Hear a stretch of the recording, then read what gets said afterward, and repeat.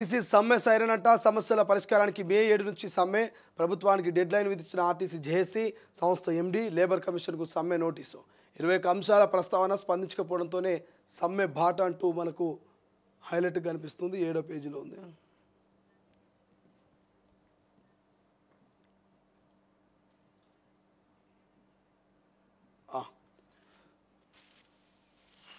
ప్రభుత్వానికి RTC JAC dead line విధించింది. కార్మికుల సమస్యల్ని పరిష్కరించకపోతే మే 7 నుంచి సమ్మె బాట పడతామంటూ హెచ్చరించింది. సోమవారం చెలో లేబర్ కమిషనర్ ఆఫీస్ కార్యక్రమం నిర్వహించింది. ఆర్టీసీ కార్మికుల సమస్యలు పరిష్కారం కోసం ఈ ఏడాది జనవరి 27న సమ్మె నోటీస్ ఇచ్చిన యాజమాన్యం ప్రభుత్వం లేబర్ కమిషన్ నుంచి ఎలాంటి స్పందన రాకపోవడంతో సమ్మె నిర్ణయం తీసుకుంటామంటూ JAC chairman Eduri Venkanna, co chairman Hanumanthu Buddhiraju తెలిపారు.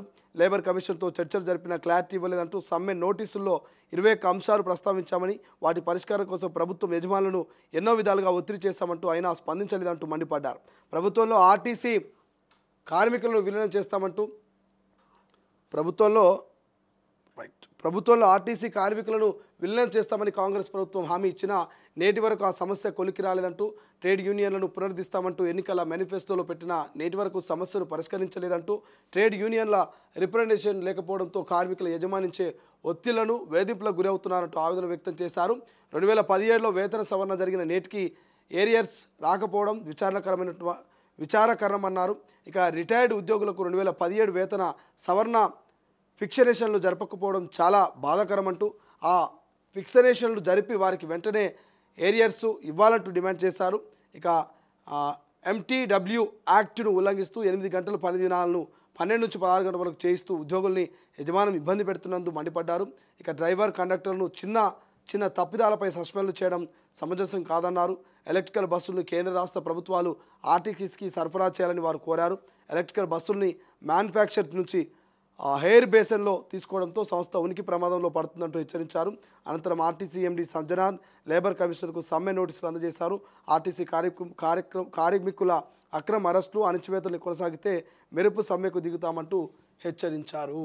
సో ఇక్కడ క్లియర్గా ఏమర్థమవుతుందంటే,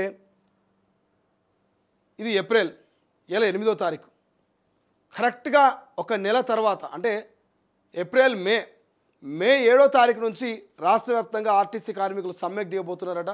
సో సమ్మెలో భాగంగా వాళ్ళు ముందస్తుగానే హెచ్చరిస్తున్నారు. దాదాపు 12 అంశాలు అనుకుంటా, 21 అంశాలని మేము ప్రస్తావించినాం. గతంలో జనవరిలోనే మిమ్మల్ని కలిసినాం.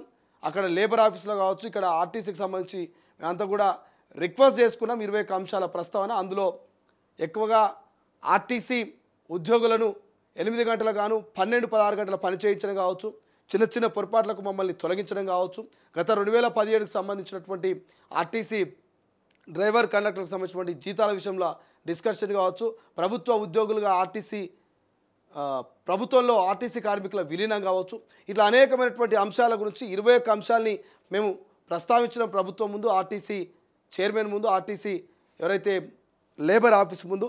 సో వీటిని కనుక మీరు సానుకూలంగా స్పందించకపోతే మే 7వ తారీఖు నుంచి రాష్ట్ర వ్యాప్తంగా మేము సమ్మెకు దిగుతాం, సమ్మె సైరన్ మోగిస్తాం, ఖచ్చితంగా ప్రభుత్వానికి మేము డెడ్ లైన్ విధించమంటూ ఆర్టీసీ జేఏసీ నాయకులు సంస్థ ఎండీ లేబర్ కమిషనర్కు సమ్మె నోటీస్ ఇచ్చినా స్పందించకపోతే సమ్మె బాట పడతాం. ఆ మధ్యలో కనుక మమ్మల్ని అరెస్టు చేసినా, ఇబ్బందులకు గురి చేసినా మెరుపు ధర్నాకు దిగుతామంటూ ఆర్టీసీ కార్మికులు అయితే ప్రభుత్వాన్ని హెచ్చరిస్తున్నారు. కాబట్టి సో చూద్దాం, ఆర్టీసీ కార్మికుల సమ్మె సైరన్ 1 మంత్ ముందే చెప్తా ఉన్నారు. మరి ఆ లోపల సమస్యను సాల్వ్ చేస్తుందా రాష్ట్ర ప్రభుత్వం, లేకపోతే ఈ చిన్న సమస్యను ఇంకా పెద్దగా తీసుకెళ్తుంది అనేది మనం మునుముందు చూడాల్సినటువంటి అవసరం అయితే ఉన్నది.